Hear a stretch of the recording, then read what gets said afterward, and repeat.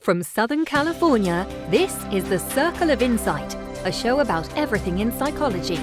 Hear the latest in news and views on psychology. Our motto is simple: wherever there is psychology involved, we are there.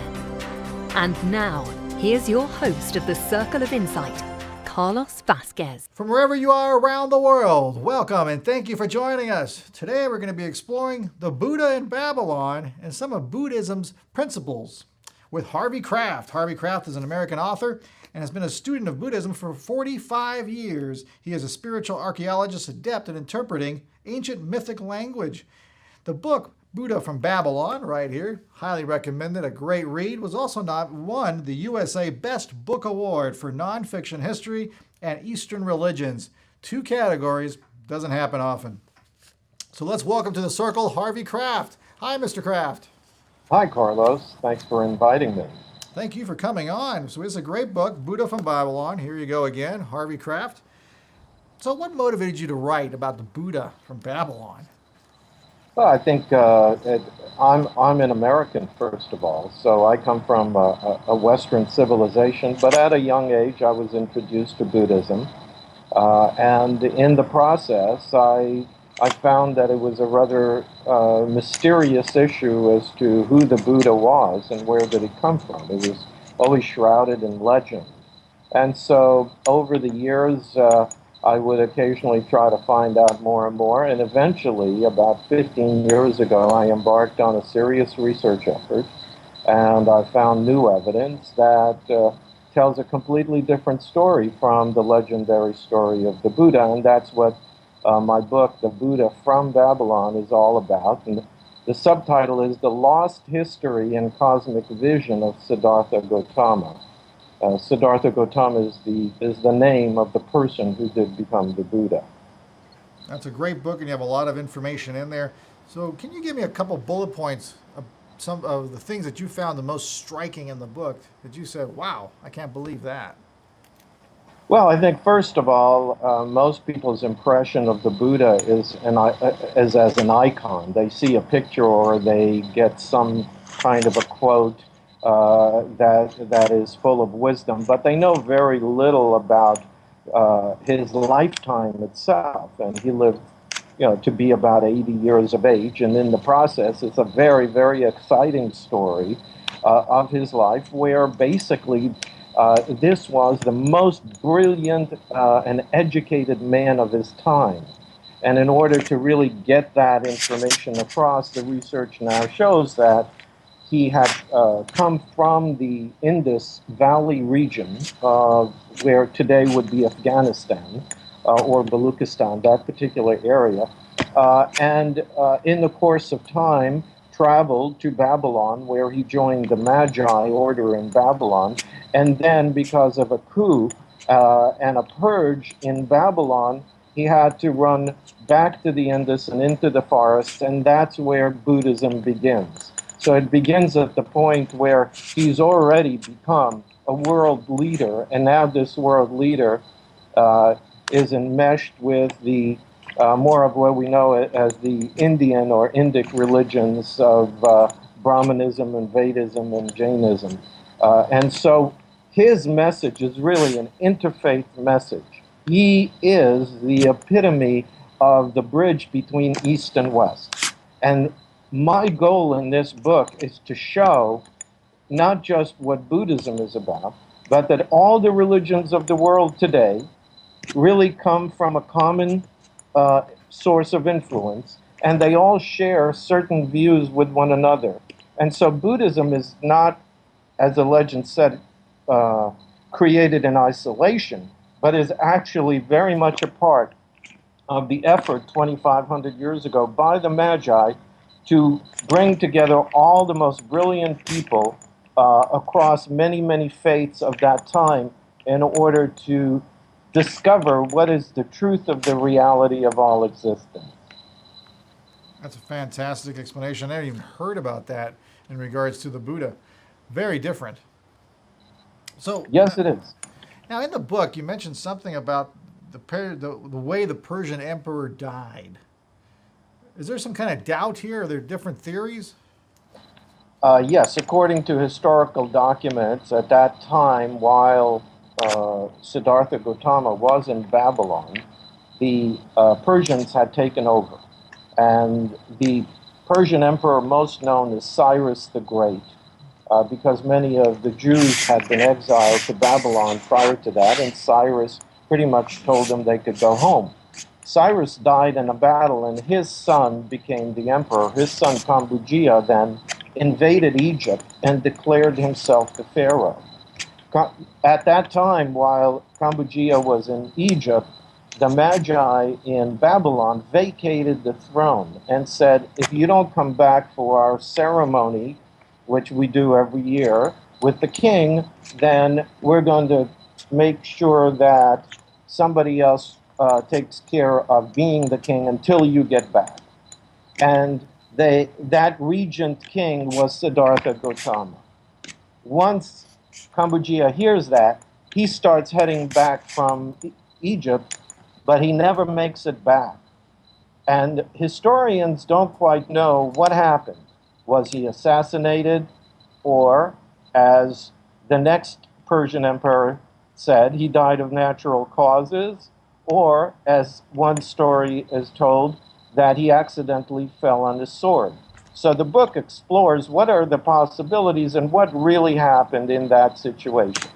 And in fact, we do have quite an interesting cold case that's about 2,500 years old that we solve in this book for the very first time. So, you guys are going to have to get the book, Buddha from Babylon, to find out how the Persian Emperor Kambugia died. So we'll continue on. How was Buddha involved in all this? So he was not the Buddha when he went to Babylon. Most of the Buddhist stories have it so that at one point he fails to achieve his goal of enlightenment, but then sits under a tree and suddenly becomes enlightened. My theory says that there are basically about 12 to 14 years in between those two events. That first he fails, he goes to Babylon, and then after the Babylon insurrection, he returns, and that's when he achieves his enlightenment and begins his teachings from that point on. That leads me to a question, Mr. Kraft. Do you think some of the stories of Buddha have been pre-selected to be shown? And what I mean by that is, was it hard to find the pre-Buddha stories that you did? Because it seems to be more popular, the version of him becoming a Buddha. Well, actually, the way the legends are written, they're written in order to convey themes and mythologies, and that's true of nearly every religion. And so, consequently, fact is not necessarily a problem for literature that was written thousands of years ago. It's only a problem for us today. What I'm trying to do here is to bring to the attention of the audience how it is that a person could achieve a level of wisdom that this individual achieved. So I'm not telling the story of a man who became a god. I'm telling the story of what we are capable of as human beings. It's a fantastic goal.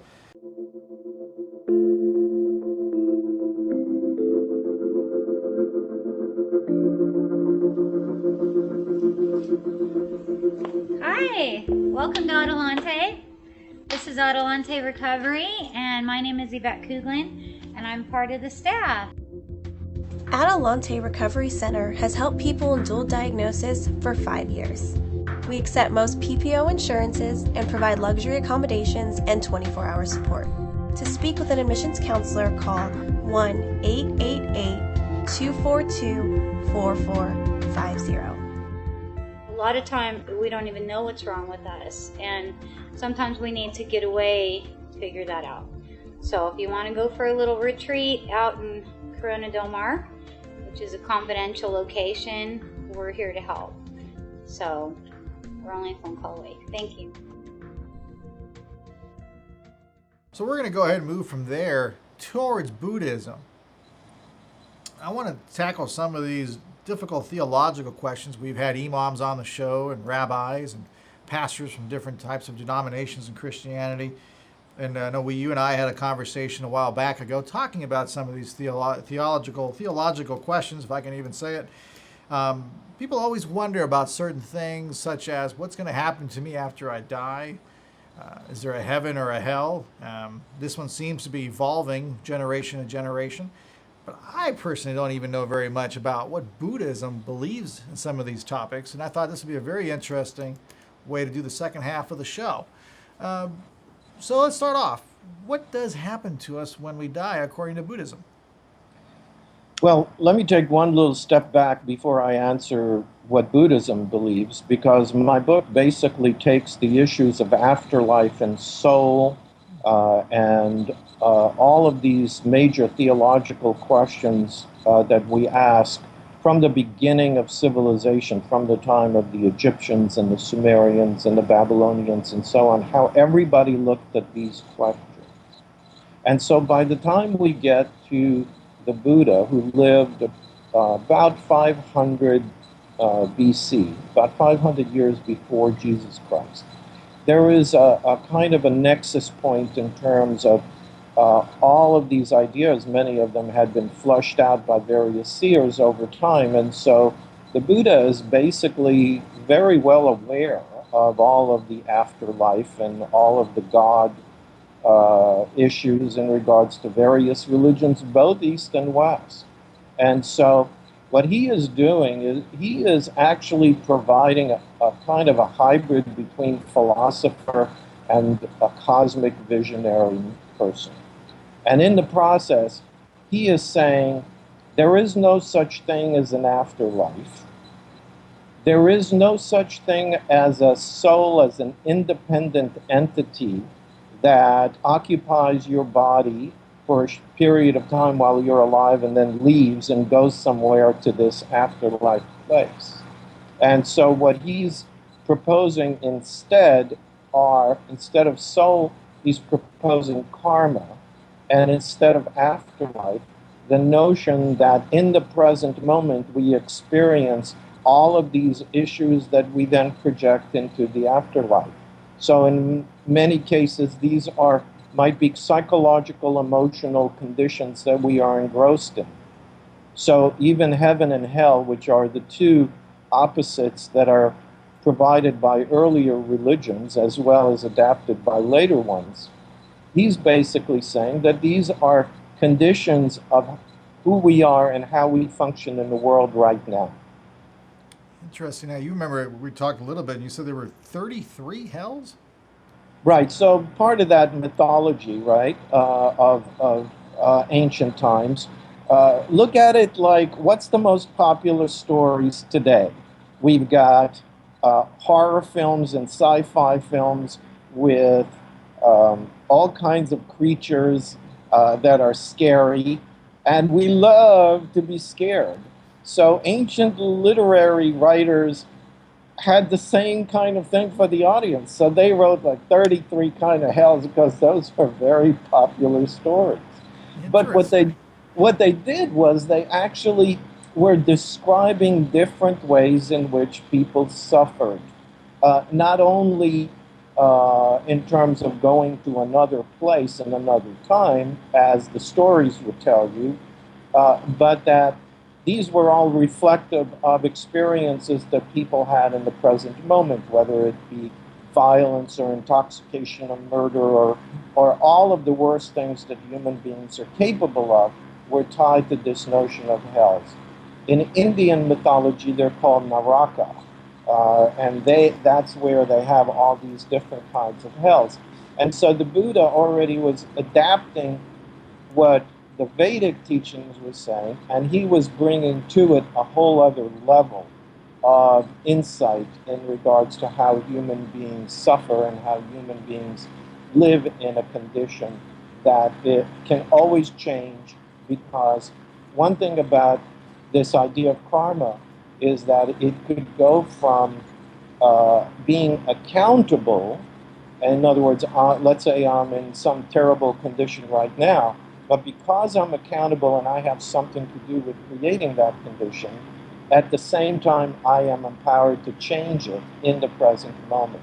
So it's a combination of accountability and empowerment that is at the heart of the Buddhist view of what conditions we're in at the moment.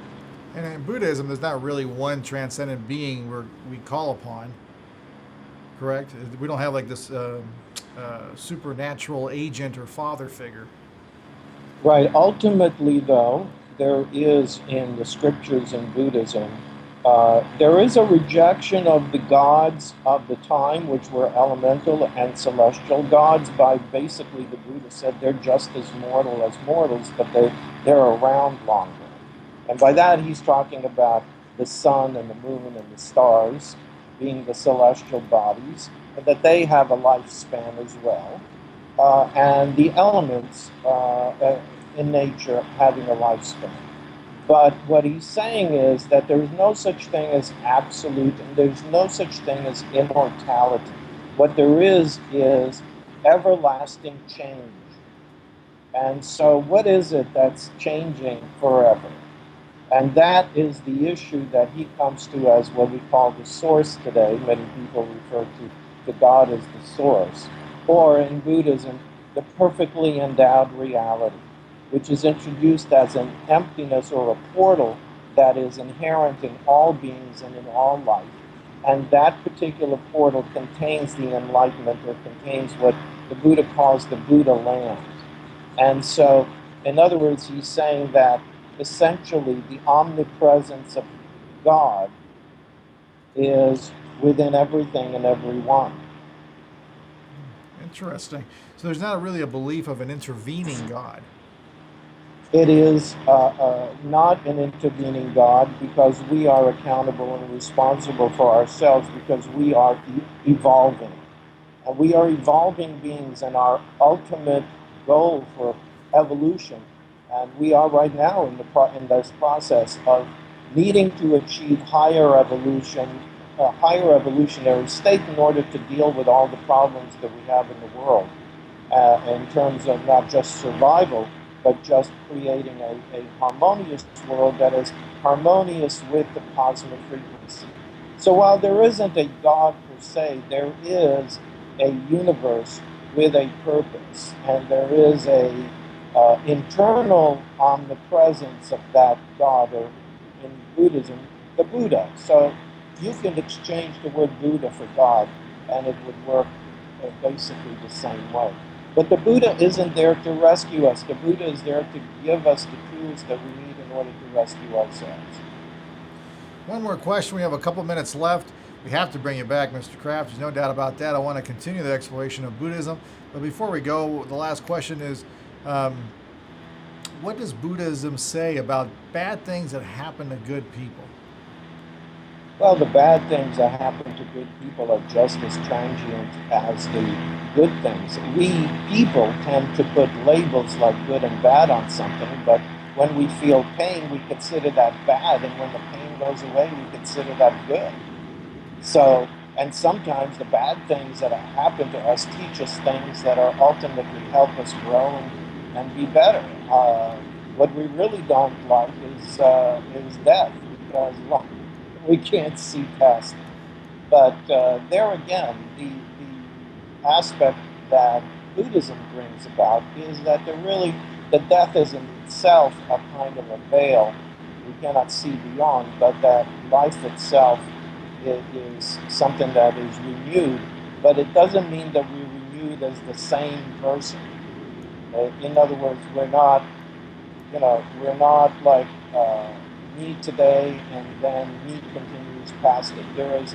Our karma is what continues with us, which is basically the database of what we're all about. We got one more question before I ask you the question. Just want to make sure everybody remembers Harvey Kraft wrote the book Buddha from Babylon. You can also find out how the Persian emperor died. One more question for Mr. Kraft before we have to go. It's kind of we call a fastball question. So they're kind of funny questions here. The fastball question is simple. My wife tells me I'm getting more and more like Buddha because I'm losing more and more of my hair and my belly is growing. Is that possible?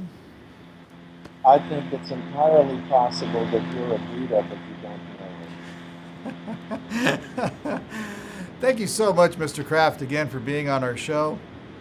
We definitely have to get you back on here. Where can we get a hold of you if we want to learn more information about Buddhism or your book, Buddha from Babylon? I have a website.